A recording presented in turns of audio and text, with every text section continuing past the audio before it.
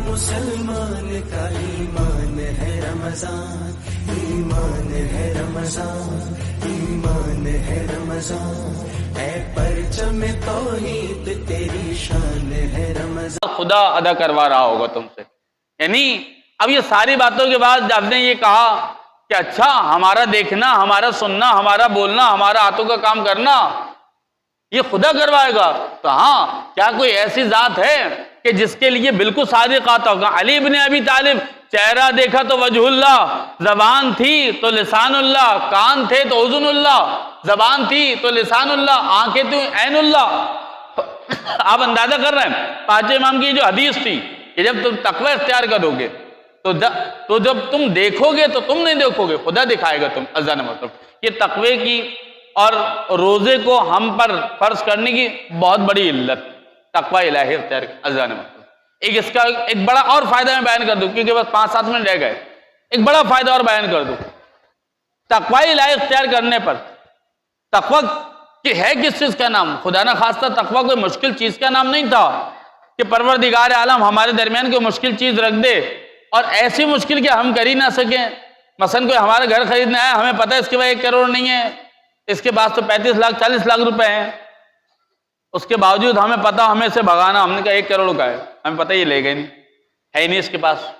تو پروردگار عالم ایسا نہیں تھا کہ جنت پروردگار عالم کو نہیں دینی تھی، جنت دینی تھی، لیکن جنت صرف متقیوں کا حق تھا۔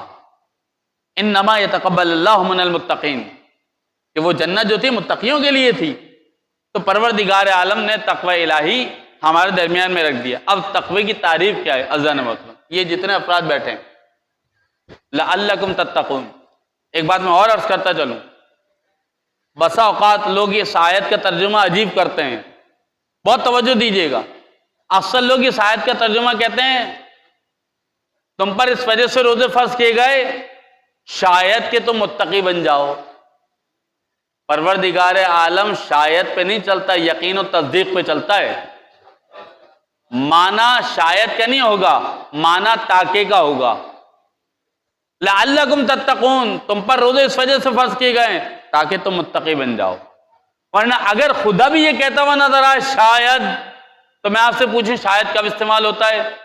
جب تصدیق نہیں ہوتی، صرف شک ہوتا ہے، شبہ ہوتا ہے، پتہ نہیں ہوتا کہاں سے ہوا نہیں ہوا نہیں ہوا۔ اگر ہم یہ کہیں کہ خدا بھی یہ کہہ رہے ہیں اگر متقی بنا نہیں بنا نہیں بنا، کیا خدا کے لیے کہہ سکتے ہیں یہ؟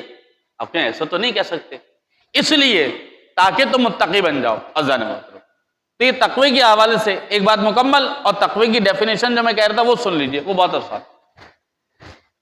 تقوی کی ڈیفینیشن کیا ہے؟ ہر حرام کام سے اپنے آپ کو بچانا اور حلال کام انجام دینا، یہ تقوی ہے۔ اب حلال و حرام انسان پابندی کیسے کرے؟ صرف ایک وصیت و نصیحت، کیا؟ موت کو اپنے نگاہ میں رکھے گا، سارے کام صحیح کرے گا۔ موت کو اپنے نگاہ میں رکھے گا نا، بخل ختم ہو جائے گا۔ موت کو اپنے نگاہ میں رکھے نا، حرص ختم ہو جائے گا۔ موت کو اپنے نگاہ میں رکھے گا، کنجوسی ختم ہو جائے گی۔ کیوں؟ کرنا کیا ہے؟ اگر جان نکل رہی ہے، کوئی آگے یہ کہے کہ تمہاری پسندیدہ ڈش آئیے، کا فائدہ نہیں ہے، اب میرا رزق اٹھ گیا، میں جا رہا ہوں اس دنیا سے۔ تو اس لیے جب انسان موت کو یاد رکھے گا تو حرص بھی ختم، حرص بھی ختم، بخل بھی ختم، کنجوسی بھی ختم، اطاعت پروردگار عالم پہ اتر آئے گا۔ اور جب اطاعت پر اتر آئے، عزیزان محترم، اطاعت پر اتر آئے تو پھر پروردگار عالم اطاعت کرنے پہ انعامات کو عطا کرتا ہے۔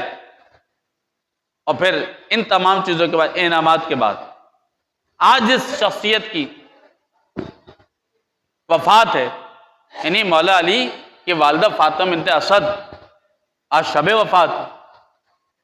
فاطمہ بنت اسد کا تذکرہ اس وجہ سے اتنا زیادہ اہم تشیع میں ہونا چاہیے، گو کہ گزر جاتا کبھی کبھار نہیں پتہ چلتا۔ یہ ہمارے ہاں تلقین کا پڑھا جانا یہ ثابت کس سے ہے؟ کہ فاطمہ بنت اسد سے تو ثابت ہے۔ حضرت رسول خدا کی ایسی تربیت کی ہے، جب خرمے درخت سے گرتے تھے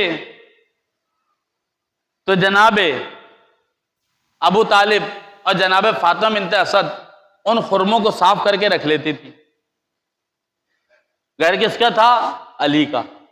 ماں کس کی تھی؟ علی کی۔ بھائی کس کے تھے؟ علی کے۔ باپ کس کا تھا؟ علی کا۔ رہتا کون تھا؟ مصطفیٰ۔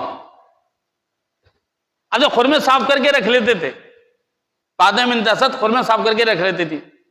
مولا علی کا کوئی بھائی آ کے کہتا تھا اماں وہ خرمہ ہمیں ایک دے دو، کہ نہیں، جب تک ان خرموں میں کھانے کی ابتدا مصطفیٰ نہیں کر لے گا یہ خرمے میں کسی کو نہیں دوں گی۔ یعنی فاطمہ بنت اسد اپنے بچوں کو نہیں کھلاتے نہیں جب تک حضرت رسول خدا اسے تناول نہ کر لیں۔ محبت کی ہے، بھتیجے سے محبت کی ہے، اتنا خیال رکھا ہے۔ یہی وجہ تھی کہ جب فاطمہ بنت اسد کا وصال یا رحلت ہوئی تو رسول خدا اتنا روئے، کسی نے سوال بھی کر لیا آپ اتنا رو رہے ہیں؟ کہ تمہیں کیا پتا، وہ میری چچی نہیں میری ماں تھی، اس نے مجھے پالا تھا۔ اور پھر رسول خدا جب قبر میں اترے ہوئے تھے تو فاطمہ بنت اسد سے فرشتے سوال کرنے آ گئے۔ ایک بہت بڑا پیغام مسلمانوں خصوصاً تشیعوں کے لیے، کوئی اس خام خیالی میں نہ رہے کہ اس سے سوال و جواب نہیں ہوں گے، کہ علی کی ماں سے سوال و جواب ہو سکتے ہیں، ہم اور آپ کیا چیز ہیں؟ فرشتے قبر میں اترے ہوئے، فرشتوں نے سوال کیا من ربو کا، تمہارا رب کون ہے؟ فاطمہ بنت اسد نے کہا اللہ جل جلالہ ربی۔ من نبیوں کا، تمہارا نبی کون ہے؟ کہ محمد مصطفیٰ نبی جی۔ تمہارا دین کیا ہے؟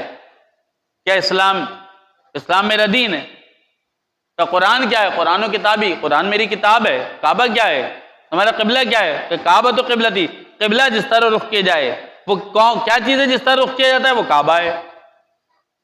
اور اس کے بعد اب جب سوال ہوا من اماموں کا، تمہارا امام کون ہے؟ فاطمہ بنت اسد کے پاس جواب نہیں تھا۔ اس وجہ سے نہیں تھا کیونکہ ابھی علی کی ولایت کا اعلان ہی نہیں ہوا تھا۔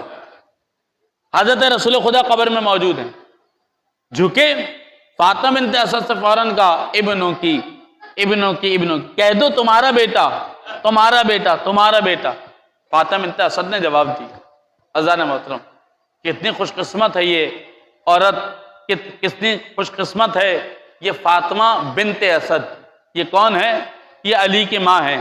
اور پھر ایک فاطمہ علی کی زوجہ بھی ہیں کہ جب علی جنازہ لے کر جا رہے تھے فاطمہ کا، روتے جا رہے تھے، اور جب قبر کے دہانے کے قریب پہنچے اور یہ سوچ رہے ہیں کہ قبر میں کس طرح جنازے کو اتارا جائے، اب قبر سے 2 ہاتھ برآمد ہوئے، یا علی لاؤ میری امانت مجھے دے دو۔ جناب مولا متقیان نے جناب شہزادی کا جنازہ اٹھایا، اور جنازہ اٹھانے کے بعد اپنے ہونٹوں کو شہزادی کے کانوں کے قریب کیا، اور ایک مرتبہ ایک جملہ کا اے فاطمہ اپنے بابا سے علی کی غربت کی شکایت مت کرنا قبر میں جانے کے بعد، کیونکہ تمہاری پسلیاں علی کے گھر میں ٹوٹی۔ اے فاطمہ تمہارے ہاتھوں میں چھالے علی کے گھر میں پڑے۔ اے فاطمہ جو محسن شہید ہوا وہ علی ہی کے گھر میں شہید ہوا۔ اے فاطمہ اپنے بابا سے غربت علی کی شکایت نہ۔ الا ولعنۃ اللہ علی القوم الظالمین وسيعلم الذین ظلموا ای منقلب ینقلبون۔ پروردگارہ ہماری اس قلیل ترین عبادت کو اپنی بارگاہ میں مقبول فرما۔ پروردگارہ ہمارے مرحومین کے تمام گناہ کبیرہ و صغیرہ کو معاف فرما۔ پروردگارہ تقوی الہی اختیار کرنے کی ہمیں توفیق عطا فرما۔ پروردگارہ جس طرح رسول خدا نے ایک دعا کی تھی خطبہ شعبانیہ میں، پروردگارہ ہمیں تلاوت قرآن کی توفیق عطا فرما۔ پروردگارہ ہمیں دوسروں کا روزہ افطار کروانے کی توفیق عطا فرما۔ پروردگارہ خطبہ شعبانیہ میں رسول خدا نے ایک بات ارشاد فرمائی تھی کہ ہم اپنے اخلاق کو اچھا کر لیں گے تو پولیس صراط سے گزر جائیں گے۔ پروردگارہ ہمارے اخلاق کو بہتر کر دے۔ پروردگارہ ہمارے گناہ کبیرہ و صغیرہ کو معاف کر دے۔ پروردگارہ ہمارے ملک کی حفاظت فرما۔ پروردگارہ ہمیں تلاوت قرآن کا عادی بنا دے۔ پروردگارہ ہمارا نام حاجیوں میں او معتمرین میں لکھ دے۔ پروردگارہ ہمارا نام زائرین امام حسین میں لکھ دے۔ ظہور امام علیہ السلام میں جلد تعجیل فرما، ہمیں امام کے انصار و اعوان میں قرار دے۔ ربنا تقبل منا انک انت السمیع العلیم بجاہ محمد و آلہ الطاہرین صلوات۔